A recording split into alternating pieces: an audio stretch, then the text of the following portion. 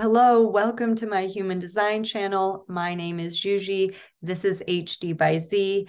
I'm a human design reader and life coach. Today, I want to talk about a subject that is obviously close to my heart, relationships. And it's Valentine's Day. I got a little fanciful for you, but I want to talk about something that I consider to be very serious. According to human design, there's a shift that we will all be experiencing on February 15th of 2027. And this shift represents a major change in the universal background frequency that we're all experiencing. We're going to be entering into the age of the sleeping phoenix, where a lot of the old systems will be breaking down, a lot of things will be eroding and burning to the ground. And who knows what's going to rise from those ashes? Like I said, there's going to be a lot of changes in the way that institutions are carried out in the future, and marriage is one of those institutions. And I think that we can all agree it's already happening. One of the ways in which we look at our evolution is that according to human design, we used to be seven-centered hierarchical beings. And these seven-centered beings created what we know as a patriarchal society. But according to human design in 1781, we shifted into a nine-centered configuration, which is much more about equality and about the individual's ability to make choices for themselves. And as these nine-centered beings, we've been following the rules that were set forth by our ancestors, which no longer apply to us. So how can we get ready for this shift? Well, I've already made a video about how looking inward is the key to being able to survive in an unstable future. And now I want to add that I believe that intimate relationships are the key. A strong bond is what can really shield us from getting swept up in this chaos. Unless you've been living under a rock, you've heard Miley Cyrus's new song, I Can Buy Myself Flowers. And while I do believe that this is a really important message, it's also indicative of these new times that we're living in. The divorce rate is very high, and part of that is because we are no longer willing to participate in unsatisfying partnerships. And it's easy to fall into the trap of hopelessness, feeling like you'll never find the right person for you. Then an anthem like this comes along and it empowers us to feel like we can do this alone, that we can buy our own flowers, that we can hold our own hand, all of those things. But today I want to challenge you to take a different approach. Are you willing to see it differently? Do you feel like it's possible to approach things from a completely different angle? And is it really true that we don't need relationships? Is it really true that we're satisfied with just casual sex? Is this really a sustainable way for us to live as human beings? Well, we might not need these things to survive per se, but I believe that intimate relationships are a pivotal part of a complete life. Raising kids with a partner is much more satisfying. Having a dog with a partner is more fun. Life is just more complete when you have a partner to share it with. But we really need to relearn how to bond. We really need to learn how to form alliances with our partners. It's about creating safety within the relationship and understanding that you're in this together. And it really starts by understanding how to respect and honor our partners. As women, we've often grown tired of feeling like we're doing all the emotional lifting in our relationship. But honestly, we're the ones that create life. We're the ones who are naturally born to be nurturers. And we are here to teach our partners how to treat us. We're here to show them how to honor what we need. This can feel like an overwhelming burden, but I'm here to show you how it can actually be liberating. We no longer have to blame the patriarchal system and the male gender as a whole for why things aren't working the way that we want them to. This is a way to take back our power. And for the first time in history, we have the tool to do it because human design was sent to us by the forces to help us prepare for this shift in 2027. And we don't know at all what it's going to look like. It might not be easy at first, but does it sound like it could be worth it? Can we prove to ourselves and each other that we can create compatible, harmonious partnerships? Let me start by saying that if you feel like you've been unlucky in love, it's definitely not your fault. Our ancestors are the ones that invented marriage, and throughout history, it was more of a business transaction than anything else. The goal was to make a good match based on financial and genetic predispositions, and it was about pleasing our families so that we can expand our bloodlines and keep our tribes safe. But we've evolved past these kinds of partnerships, and it's become about our own sovereign choice at this point, based on love and compatibility. And obviously, it's great that we have this free choice now, but our ancestors didn't leave us any kind of tools to help us navigate our new paradigm. That's not what they were about. This is why we struggle so hard to keep the romance alive in our relationships. We have endless choices. Now we have apps. It's becoming less and less taboo to get divorced or to be single long-term. So of course it's difficult for us to maintain these long-term relationships. And as women, I see more and more often that we're rebelling against the old paradigm of how we used to relate to one another. See, marriage was a lot easier to navigate when it wasn't personal, when it was just about two people trying to make the best out of their situation. Falling in love with your spouse was a bonus, and at the very least, two people usually grew fond of one another over time. But when we were given free choice, not only was our pool of possibilities expanded, the stakes grew a lot higher. Not to mention, we live a lot longer than our ancestors did. Till death do us part used to be 15 years, and now it's 50. That's a big difference. So human design is here to help us expand our consciousness to accommodate these modern types of relationships. When love matches became the norm, all of a sudden we had a lot more emotional skin in the game. Relationships then became something of a status symbol, It's like, look at me, I'm lovable. So we started to internalize that our value was reflected in being chosen by somebody else. And every failed relationship would chip away at our own value. And because as 9-centered beings, we are a lot more sensitive than our 7-centered predecessors, this emotional kind of heartbreak is very difficult for our psyches to withstand. So it's not surprising that we are where we are. It's just time for us to dig ourselves out. Human design was brought into the world by a man named Ra-Uru-Hu, and he said, I quote, "Love is not about why you got in or if and when it will ever end. It is about accepting what you have right there, right then." And that's really what human design shows us. I talked a lot in the previous video about how the human design chart can show us a lot about who we are. But once we understand that, we're here to understand who somebody else is, who our partner is, and why they behave the way that they do.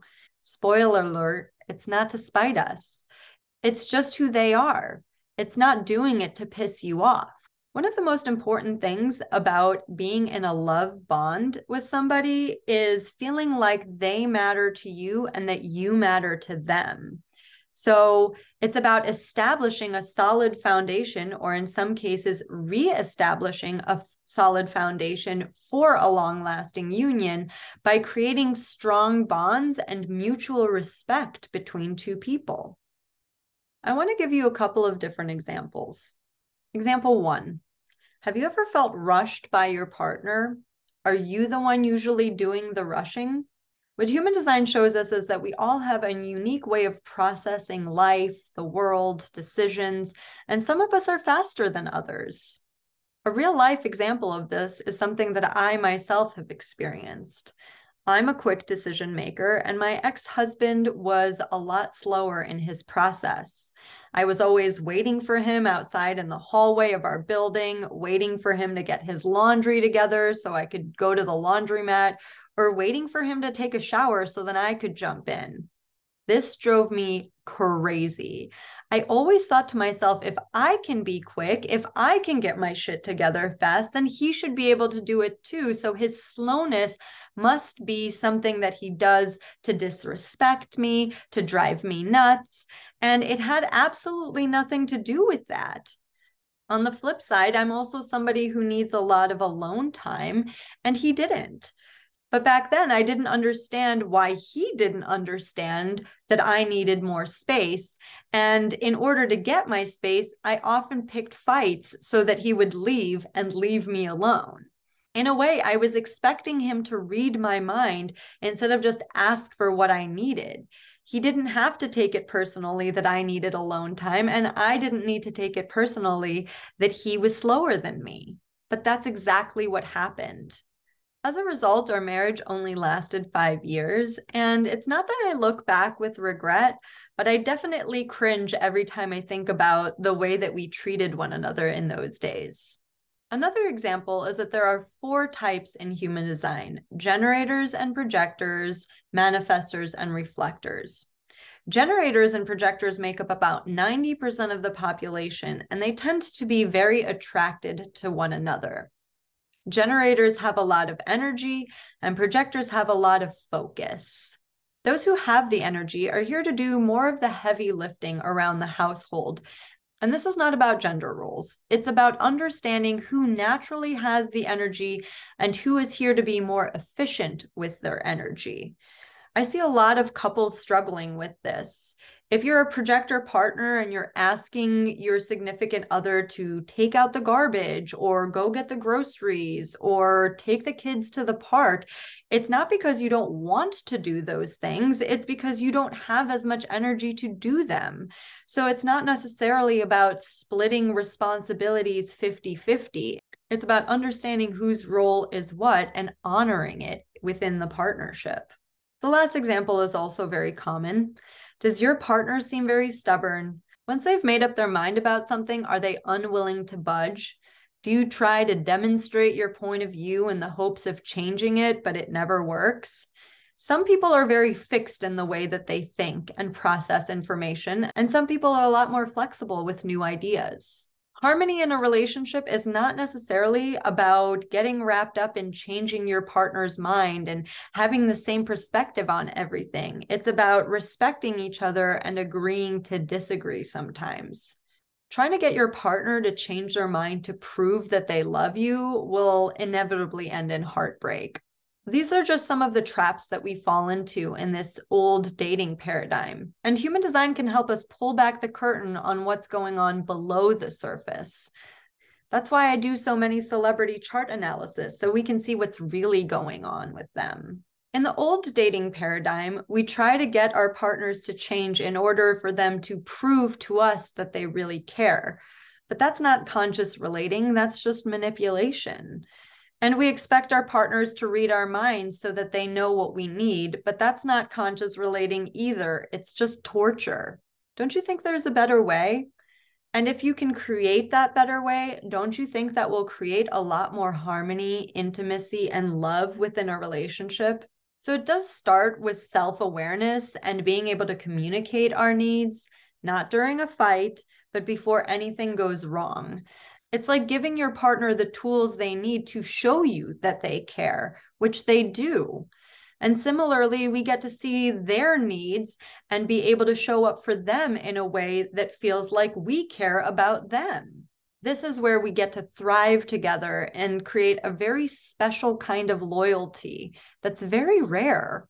Nothing is more seductive than seeing your partner, and nothing seduces us more than feeling seen. And when a relationship is more emotionally intimate, the physical intimacy increases tenfold. Affection is a very important part of bonding, and nothing is sexier than when 2 people see each other clearly. Self-awareness is the new sexy. So according to Miley Cyrus, we don't need anyone else for intimacy, but is that really true?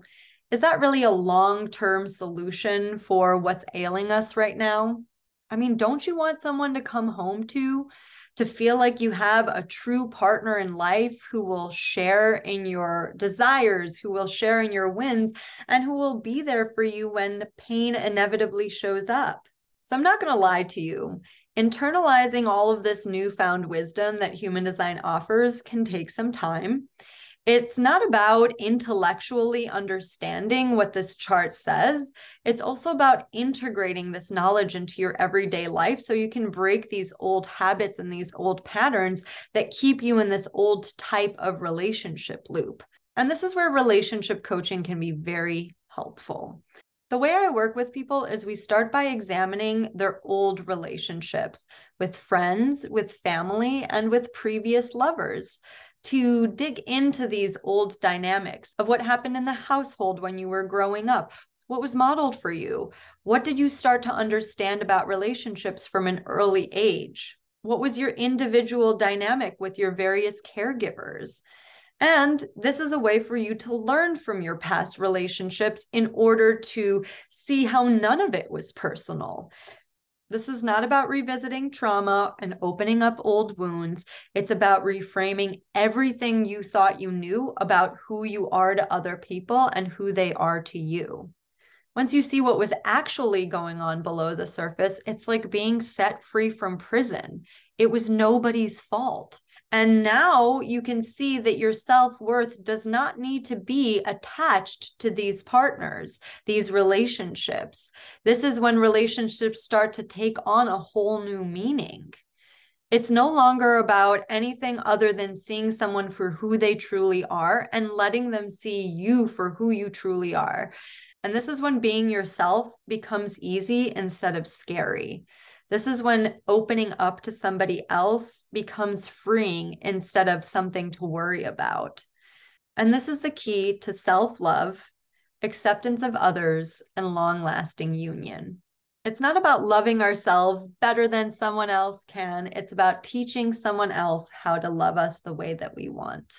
All right, guys, I hope this video opened up something for you. Happy Valentine's Day. If you have any comments or questions, please put them down below. Please also like and subscribe to my channel. Until next time, ciao for now.